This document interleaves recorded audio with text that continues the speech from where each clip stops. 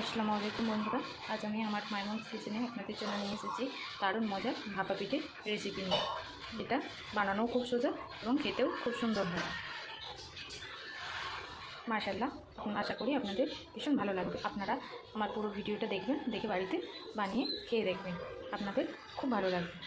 প্রথমে আমি এখানে একটি প্যান বসিয়ে দিয়েছি। প্যানটা আমার গরম হয়ে গেছে। এরপর এর মধ্যে আমি দিয়ে দেবো অল্প একটু ঘি। দেখতে পেয়েছো, আমি কিন্তু খুবই অল্প পরিমাণে ঘিটা দিয়েছি। এরপর ঘিটা গরম করে নেব। ঘিটা গরম হয়ে গেছে। এরপর আমি এর মধ্যে দিয়ে দেবো কুড়িয়ে রাখা নারকেলগুলো। এরপর আমি এর মধ্যে দিয়ে দেবো সামান্য পরিমাণ একটু গুড়। এরপর আমি এটাকে ভালো করে এবার মিক্স করে নেব। দিয়ে আলতো আঁচে গুড়টা যতক্ষণ না গলে যায় ততক্ষণ এটাকে হালকা করে ভেজে নেব। এইভাবে ভাজতে থাকবো নারকেলটিকে। গুড়টা কিন্তু বেশ কিছুটা গলে গিয়েছে। এইভাবে আরও বেশ কিছুক্ষণ ভেজে নিলে গুড়টা পুরোপুরি গলে যাবে। তারপরে আমাদের নারকেলটাকে ভালো করে ভেজে নেব। ভেজে একটি পাত্রের মধ্যে তুলে নেব। দেখুন, নারকেলটি কিন্তু আমি ভেজে একটি পাত্রের মধ্যে তুলে নিয়েছি। এরপর আমি অল্প একটু পানি গরম বসিয়ে দেবো। আমি কিন্তু পানি গরম বসিয়ে দিয়েছি। এরপর এর মধ্যে দিয়ে দেবো আমি স্বাদ মতো অল্প একটু লবণ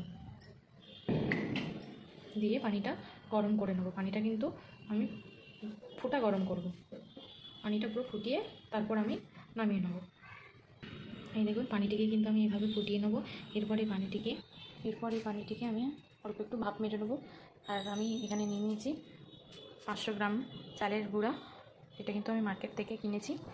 আপনারা চাইলে মার্কেট থেকে কিনে বানাতে পারেন, আর মার্কেট থেকে কিনে বানালেও তাতে হয়।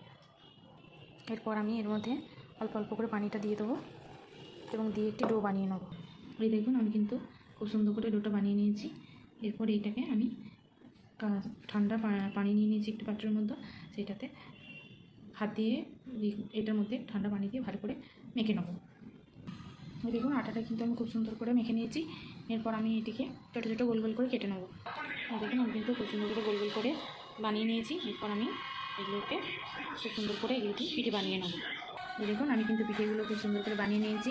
আর পিঠেটা সিদ্ধ করার জন্য এখানে আমি নিয়ে নিয়েছি একটি ফুটো করা বাসন। এরপর আমি বাসনটিতে অল্প একটু তেল লাগিয়ে নেব। এখানে কিন্তু আমি আগে থেকেই গরম পানি বসিয়ে দিয়েছি। পানিটা প্রায় গরম হয়ে গেছে। এরপর আমি এর মধ্যে এই ঝাঁকিটা বসিয়ে দেবো।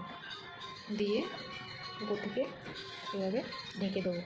15 থেকে 20 মিনিট এটি আমি এভাবে ঢাকা দিয়ে সিদ্ধ হতে বসিয়ে দেবো। তারপরেই আমাদের রেডি হয়ে যাবে সিদ্ধ ভাপা পিঠে। এইরকম বন্ধুরা, আমাদের তৈরি হয়ে গেছে ভাপা পিঠে।